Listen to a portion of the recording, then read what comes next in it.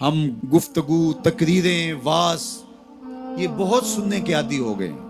اپنی سمیت میں سب کی بات کر رہا ہوں، لیکن عمل کے ہم خوگر نہیں ہیں. عمل سے زندگی بنتی ہے، جنت بھی جہنم بھی. یہ خاکی اپنی فطرت میں نہ نوری ہے نہ ناری. تو عمل ہی نہیں کریں گے تو جتنا مرضی سیکھ لیں.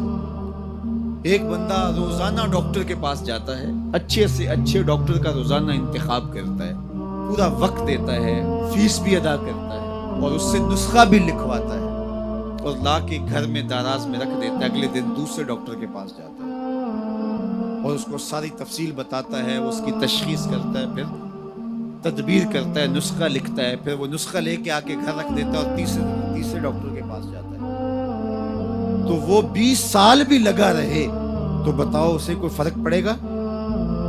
یار میں اچھے ڈاکٹروں کے پاس گیا ہوں، ان کے قیمتی ٹیسٹ میں نے کروائے ہیں جو انہوں نے بتائے ہیں.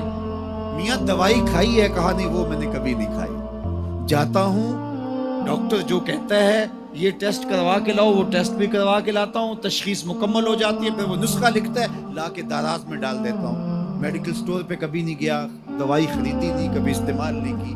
روزانہ ڈاکٹر بدل لیں، لیکن اگر دوائی استعمال نہیں کریں گے تو کس طرح صحت پر کچھ اثر پڑ سکتا ہے؟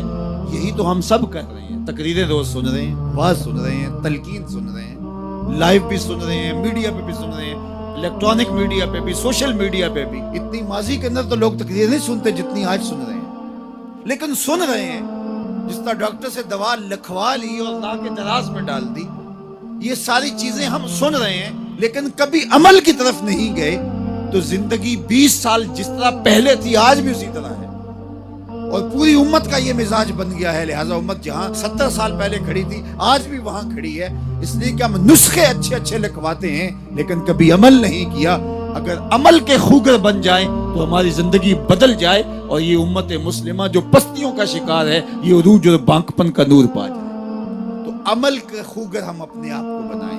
ہمارا صرف سماعت کی حد تک دین ہے. وہ غیر مسلم نے اسلام قبول کر لیا، نوجوان تھا، تو ایک دن دوستوں کے ساتھ جو اس کے مسلمان دوست تھے کہیں کسی جگہ پہ گیا تو نماز کا وقت ہو گیا. تو لوگ گئے، جتنے بھی لوگ تھے انہوں نے جلدی نماز پڑھی جس طرح ہم پڑھتے ہیں، اور پڑھ کے آ کے وہ کھانے کی ٹیبل پہ بیٹھ گئے اور اس دوست کا انتظار کر رہے ہیں جو نو مسلم تھا. وہ آ نہیں رہا، آدھا گھنٹہ لگ گیا. آدھے گھنٹے کے بعد آیا تو سارے کوسنے لگے تو نے اتنا وقت لگا دیا. تو وہ رو پڑا.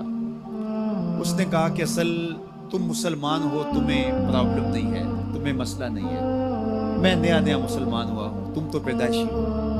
وہ جو میں نے نماز کا سنا ہے کہ بالکل اپنے آپ کو حاضر کرنا ہے اور اس طرح ہاتھ اٹھانے ہیں، پھر کعبۃ اللہ کا تصور کرنا ہے اور پھر پوری طرح سے جو خیال وسوسے آئے ہیں ان کو جھٹکنا ہے، یکسو ہونا ہے، پھر تصور کر کے ہاتھ باندھنے. تو مجھے اس پر کچھ وقت لگ جاتا ہے اور اس لیے لیٹ ہو گئی. اور تم تو ماشاءاللہ پیدائشی مسلمان ہو، تمہارے لیے تو یہ مسئلہ کوئی نہیں، تم تو ایسے جاتے ہو، کھڑے ہو جاتے ہو.